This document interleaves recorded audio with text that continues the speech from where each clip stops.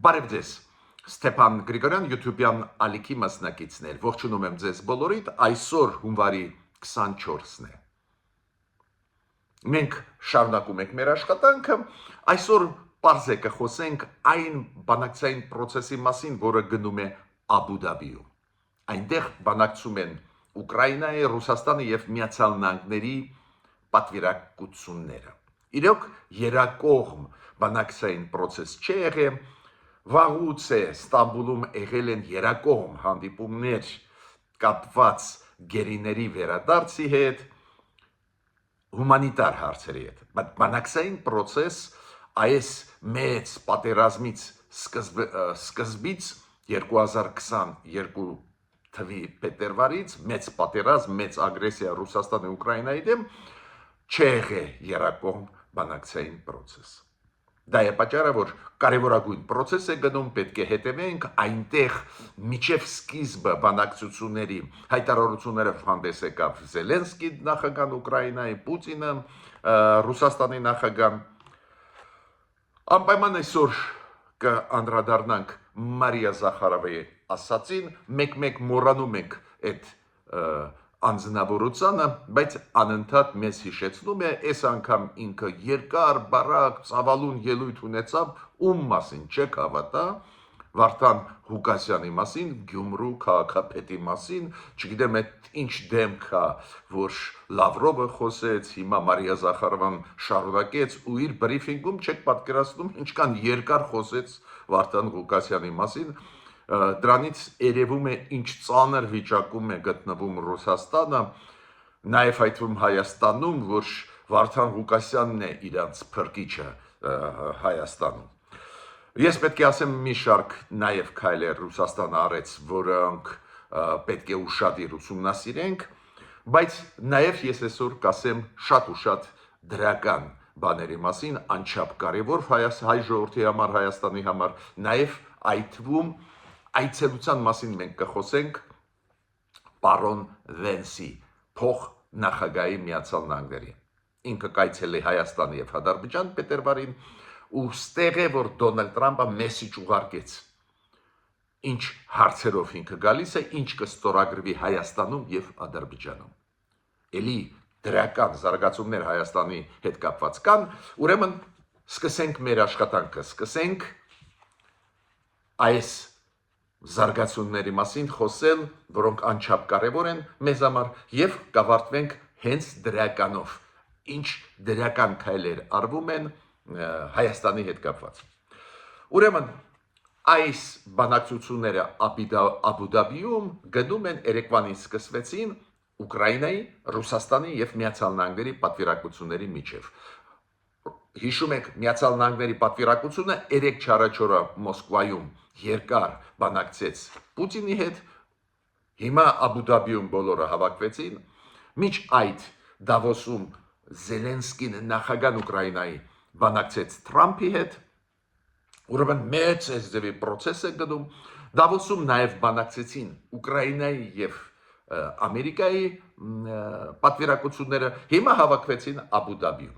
Ունիկալությունը ինչու՞մ է կարևորությունը, որ ստեղ բանակցությունները ոչ միայն գնում են Միացյալ Նահանգները Ուկրաինա, առանձին Միացյալ Նահանգներ Ռուսաստան, երկկողմ ֆորմատով են գնում։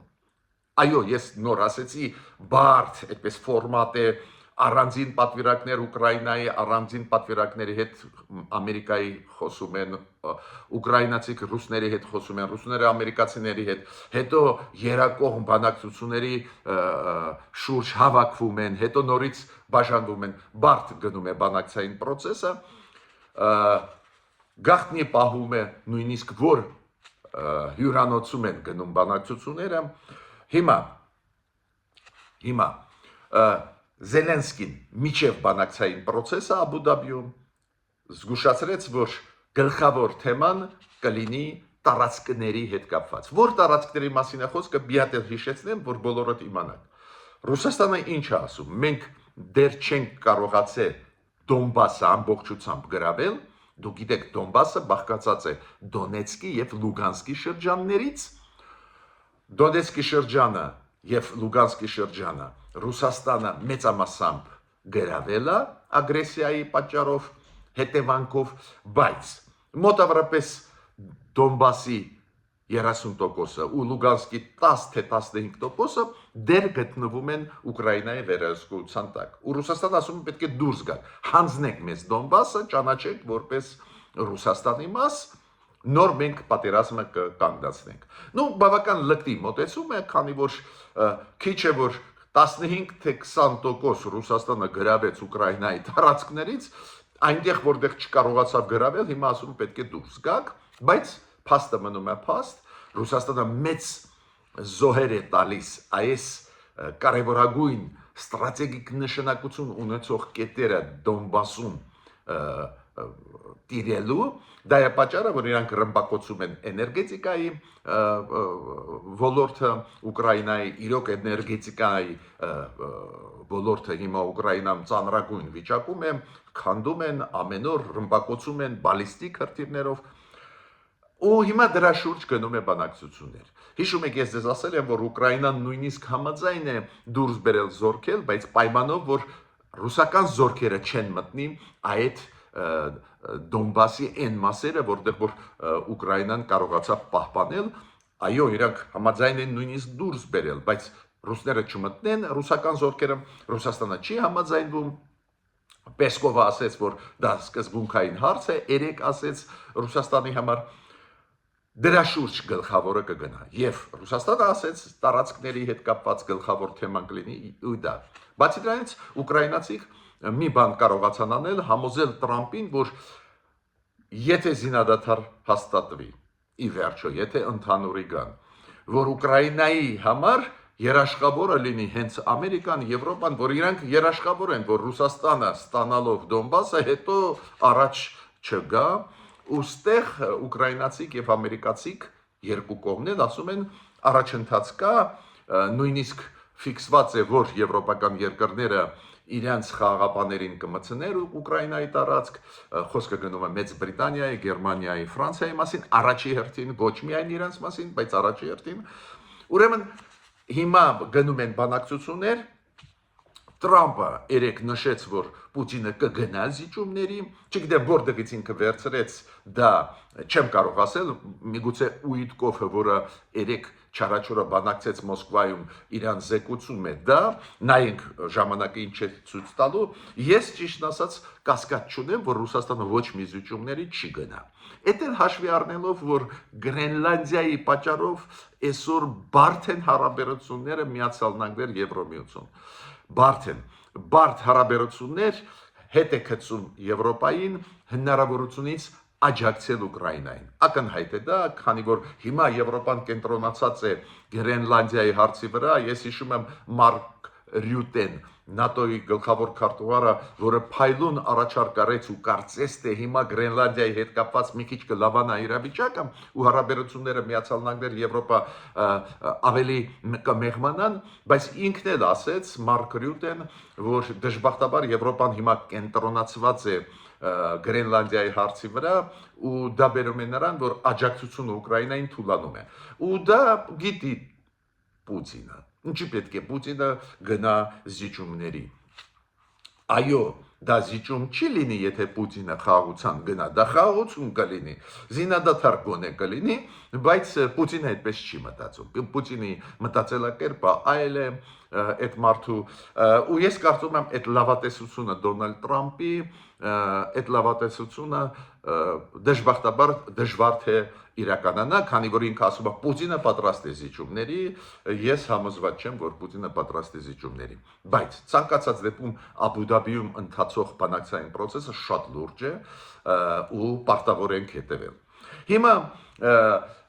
Գյումրու քաղաքապետը Վարդան Ղուկասյանը, որը կալանավորված է,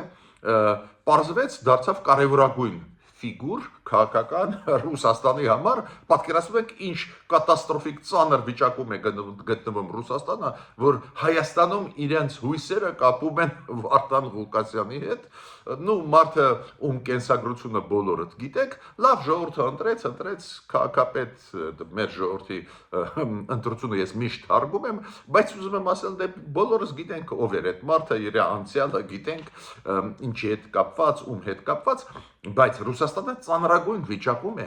քանի որ Ռուսաստանը չաջակցելով Հայաստանին 2020 թվին, 2023 թվականներին պարզ է կորցրեց իր հենքը Հայաստանում ու հիմա իրանք այզերի օդիոս մարդկանց վրա իրանց հույսերը դնում են։ Սերգեյ Լավրովը հիշում եք մի քանի օր առաջ մեկ մեկնաբանել եք խոսեց Վարդան Ղուկասյանի մասին, հիմա իր մասին երկար բարակ երեք խոսեց բրիֆինգում Ռուսաստանի արտգործնախարարության պաշտոնական ներկայացուցիչը Մարիա Զախարովան, չգիտեմ, մի կես ժամ խոսեց, եկա տեքստա, չեմ կրկնի, բայց գլխավորը ինքը ինչ էր ասում, այ Վարդան Ղուկասյանին հետապնդում են քաղաքական հայացքների համար, ինքը կողմեր, որ Հայաստանը մտնի Բելարուս-Ռուսաստան այս ընդհանուր պետության մեջ եւ այլ, միշտ ես պետք է ձեզ ասեմ, որ այն մեղադրանքը, որը կապված է նրա հետ, որ Վարդան Ղուկասյանը կոպիտ ասած կասկածի տակ դրեց սուվերենության Հայաստանի սուվերենությունը, այդ մեղադրանքը հանված է, ինքը հիմա գնում է այլ գործերով, Մարիա Զախարովային պարզը դա հասցրեցին, ինքը ասեց, հա, այդ հանված են մեղադրանքները, բայց այնուամենայնիվ դրանից սկսվեց, հետո ասեց, որ իբր Հայաստանը դաշնակից է, գիտեք, հումորի զգացումը իրոք Ռուսաստանի արտգործնախարարության ներկայացուցիչների մոտ շատ բարձր է։ Այդ ինչ հումորի զգացում պետք է ունենաս, որ ասես, որ Ռուսաստանը այսօր դաշնակից է Հայաստանի հետ։ Պատկերացնում եք 2020 թիվ, 2023 թիվ, ոչ մի օգնություն Ռուսաստանի կողմից, խաղապաների պահվածքը Ռուսաստանի Ղարաբաղում, հասկանում եք, ու ունենալ լկտիություն դա ասել, որ դաշնակից ենք, ցավում են։ Պարզ է այդ ելույթի ժամանակ Մարիա Զախարովը նորից մեծ ծավալով կեղտ լցրեց Եվրոմիության վրա, պարզ է, իրանք շատ ցավոտ ընդունում են, որ Եվրոմիությունը իրականացնում է լուրջ ծրագրեր Հայաստանում, նաև այդ թվում սոցիալական ծրագրեր, նաև այդ թվում ջրային ծրագրեր, տնտեսական ծրագրեր, իրոք կատաղած են։ Հայ ժողովուրդը ավելի լավ է ապրում դրա շնորհիվ։ Ծանր է մեր կյանքը, հեշտ կյանք չի, բայց լավանում է ակնհայտ երևացող հենց նաև այդ թվում Եվրոմիության հետ ակտիվ աշխատանք։ Ու կատաղած են, ու հենց կատաղած են, որ սոցիալական ոլորտում Եվրոմիությունը աջակցում է, առևտրու ոլորտում, տնտեսական, էներգետիկայի ոլորտում։ Հիմա կասեմ շատ կարևոր ինֆորմացիա։ Հարավային Օսիա կա, դուք գիտեք, Հարավային Օսիա, Աբխազիա, Ռուսաստանը ագրեսիա կատարեց Վրաստանի ժողովրդի դեմ 2008 թվի այդ պատերազմը հիշում եք, մտցրեց զորքեր Հարավային Օսիայի տարածք եւ Աբխազիա ու ճանաչեց իրանց անկախությունը, որը չի ճանաչում աշխարհը, պարզ է, բայց շատերս մոռանում ենք Հարավային Օսիայի մասին, օրինակ, մեկ լսում ենք Աբխազիայի մասին, բայց Հարավային Օսիայի հետ կապված ինֆորմացիան եկա, որ Ռուսաստանը Հարավային Օսիային նվիրեց մեծ քանակությամբ զենք զինամթերք։ Ու հիմա փաստորեն Ռուսաստանը ճանաչում է Աբխազիայի եւ Հարավային Օսիայի անկախությունը իդեմս միջազգային նորմերի, բայց նաև աջակցում է, որ այդ ագրեսիան պահպանվի վրաց ժողովրդի դեմ, Վրաստանի դեմ։ Հիմա հիշեք վերաբերմունքը Ղարաբաղի նկատմամբ։ Չգիտես ինչու, ստեղ իրանք համարում են, որ այս միավորումները, այդպես կոչված անկախ միավորումները, ոնց ասում է Ռուսաստանը, պարզվում է, որ իրավունք ունեին ինքնորոշվելու, Ղարաբաղի հայերը ոչ։ Այստեղ է իսկական պատկերը Պուտինյան Ռուսաստանի։ Խոսքը չի գնում ռուս ժողովրդի մասին, Պուտինյան Ռուսաստանի մասին։ Հակահայկական քաղաքականություն։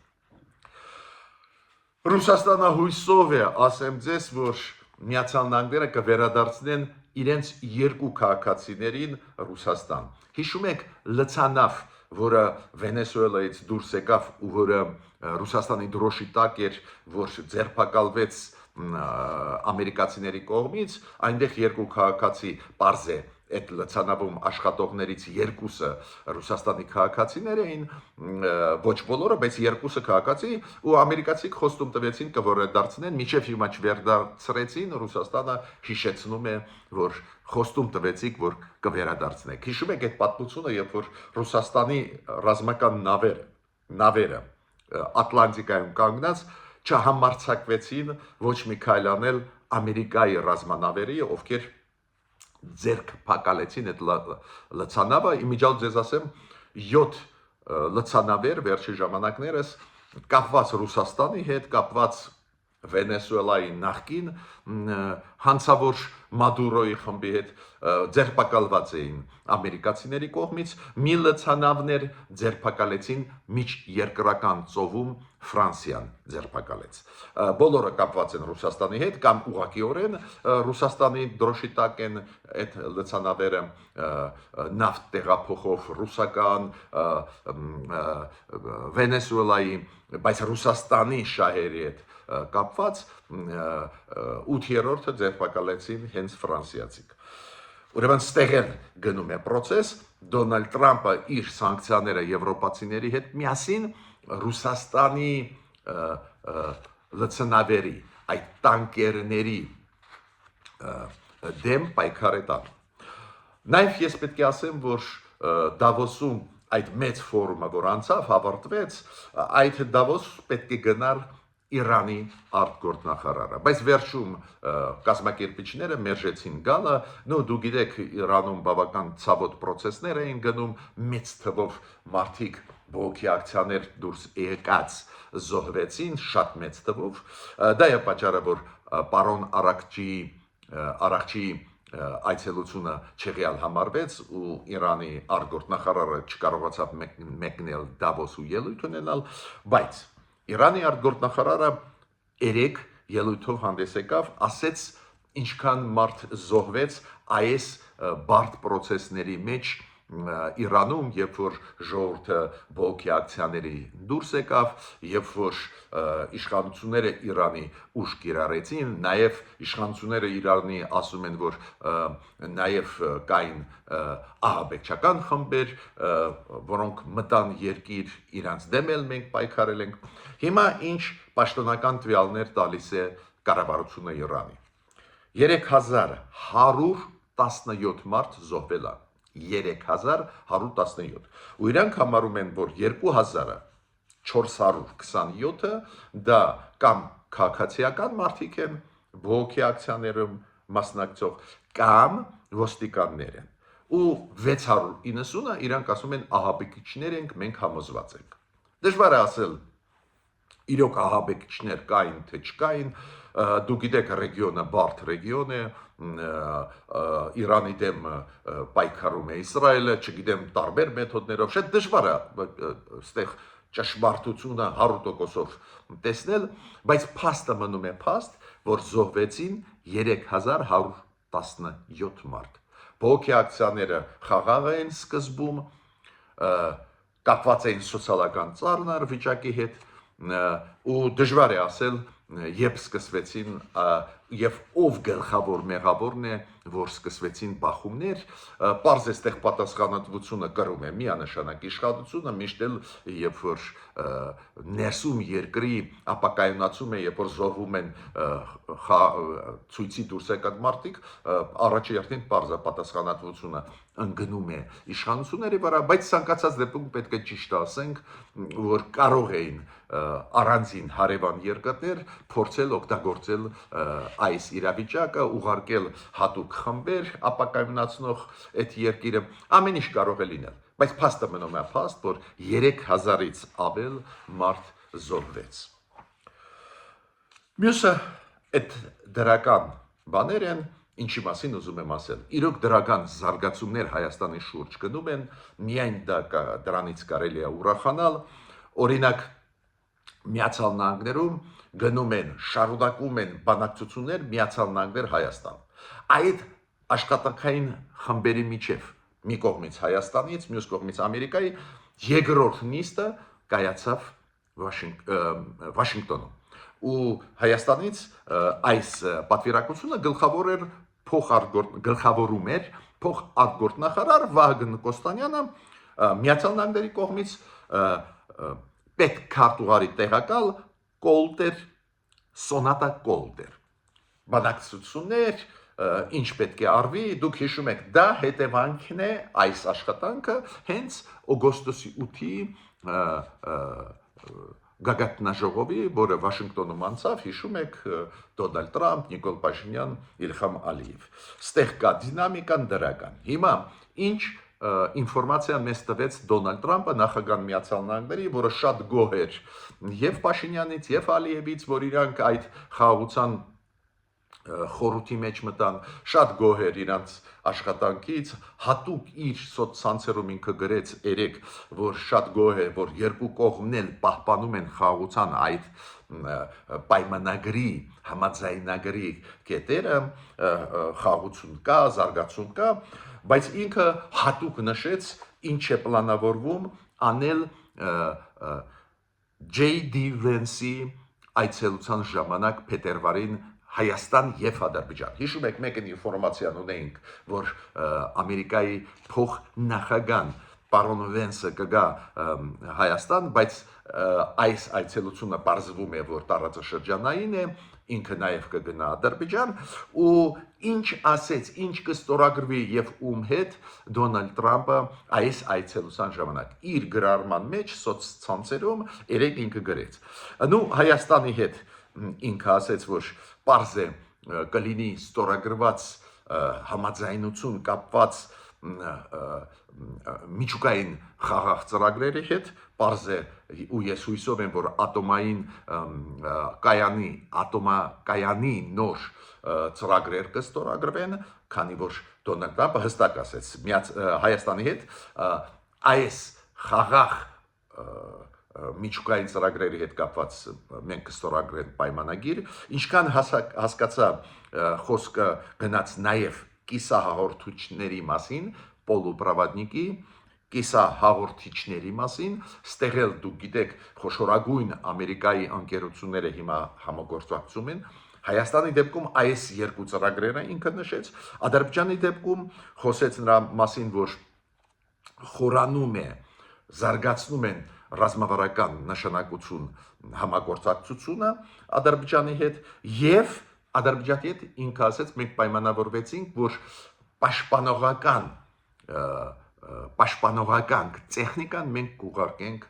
Ադրբեջանին։ Դες ռազմական ոլորտում սկսում ենք համագործակցություն, բայց խոսքը գնում է տեխնիկայի մասին, պաշտպանողական ոչ թե զենք զինամթերքի, իրանք ասեցին, որ բրոնե ժիլետներ մենք կտանք եւ նավակներ։ Նավակները ռազմական ինչի են տալիս, ես գիտեմ, դա կապված է պարզ է Կասպից ծովի հետ, Իրան, Ադրբեջան հարաբերությունների հետ տալիս են, որ Ադրբեջանը կարողանա էլ ավելի պաշտպանել իր ծովային սահմանները, բայց պետք է ասեմ, որ այն փաստը, որ Վենսը գնում է նաև Ադրբեջան, շատ բանի մասին է խոսքը, խոսում նաև պարզվում է, որ Ադրբեջանն էլ լավ էլ օգտագործում է պահը ու ակտիվ աշխատում է Միացյալ Նահանգների հետ, տեսակ նույնիսկ պաշտպանողական ոլորտում ամերիկացիք սկսում են աշխատանք Ադրբեջանի հետ։ Պարզը զենք զինամթերք չեն կարող ծախել առանց կոնգրեսի, այնտեղ համաձայնությունը կոնգրեսի պետք է լինի, բայց բրոնեժիլետներ այն հարցը չի, որ Դոնալդ Տրամփը անձամբ չի կարող լուծել։ Հիմա Եվրոխորհրդարան, Եվրոպարլամենտի շենքի մոտ կտեղադրվի հայոց այբուբենի հուշարձան։ Այդ որոշումը ընդունված է Եվրոխորհրդարանի կողմից, մոտ ժամանակները Ստրասբուրգում, դուք գիտեք, Եվրոխորհրդարանը նիստերը անցկացնում է կամ Ստրասբուրգում, կամ Բրյուսելում։ Այ գլխավոր իրանց նիստերը անցնում են Եվրոխորհրդարանի եւ Բրյուսելում եւ Ստրասբուրգում։ Ստրասբուրգում իրանք որոշեցին հուշարձան դնել նվիրված մեր այբուբենի։ Շատ բանի մասին է դա խոսում, իրոք մեր լեզուն, մեր մաշտոցի սուրբ տարերը, իրոք այդ հարստությունն է ոչ միայն հայ ժողովրդի, ամբողջ աշխարհի, ու Եվրոխորհրդարանը, Եվրոպարլամենտը դա նշում է։ Շատ հետաքրքիր ինֆորմացիա անընդհատ գալիս է Թուրքիայից, նաև Իգդիրի մարզից, որ իրանք սպասում են Հայաստանի տուրիստներին, հայերին, քանի որ իրանք ասում են այս ամսվա վերջում Թուրքիան կբացի հայ-թուրքական սահմանը։ Հույսով ենք, որ այդպես կլինի, միշտ ես զգուշավոր եմ դրա մասին խոսում, քանի որ Թուրքիայի քաղաքականությունը բարդ քաղաքականություն է ու վերջնականորեն կբացեն, թե չեն բացի, դժվար է ասել, բայց դրական մեսիջներ ակնհայտ գալիս է։ Եվ նաև պետք է ասեմ, որ 10 հայ եւ 1 ռուս Հայաստանի Հանրապետության քաղաքացիներ, 10 հայեր եւ 1 ազգությամբ ռուս մարդ, Հայաստանի Հանրապետության քաղաքացիներ, բոլորը 11-ը, իրանք Ղարաբաղից վերադարձան Հայաստան։ Իրանք խնդրեցին, որ Ղարաբաղից իրենց տեղափոխեն, պարզ է, մեր կառավարությունը աշխատում է Ադրբեջանի կառավարության հետ, այդ հարցը լուծեցին։ Ինչի հետ է կապված, որ հիմա իրանք այդ 11 հոգին որոշեցին վերադառնալ, դժվարանում եմ ասել, միգուցե դա կապված է նրա հետ, որ Ադրբեջանը սկսեց մեծ շինարարական գործողություն Ղարաբաղում, նաև ինչքան հասկանում եմ Ղարաբաղում սկսեցին բնակեցնել Ղարաբաղը ադրբեջանցիներով, ինչքան ես հասկանում եմ, ինչ որ այս պրոցեսներ գնում են, ու միգուցե դա էր պատճառը, որ մենք մեր քաղաքացիները 11 հոգի հայ ազգությամբ եւ 1 ռուս ազգությամբ Հայաստանի Հանրապետության քաղաքացին ուզեցան վերադառնալ Հայաստան։ Ես ավարտեցի իմ այսօրվա ելույթը, ես ուզում եմ հատուկ նշել, որ լուրջ զարգացումներ են գնում, պետք է հետևենք, Հայաստանը դարձավ խաղացող աշխարհով մեկ, ու դա շատ լավ է, ինչքան մենք ակտիվ լինենք արտաքին քաղաքականության հարցերում, այդքան մեզ հետ հաշվի կնստի աշխարհը։ Մինչ նոր հանդիպումներ։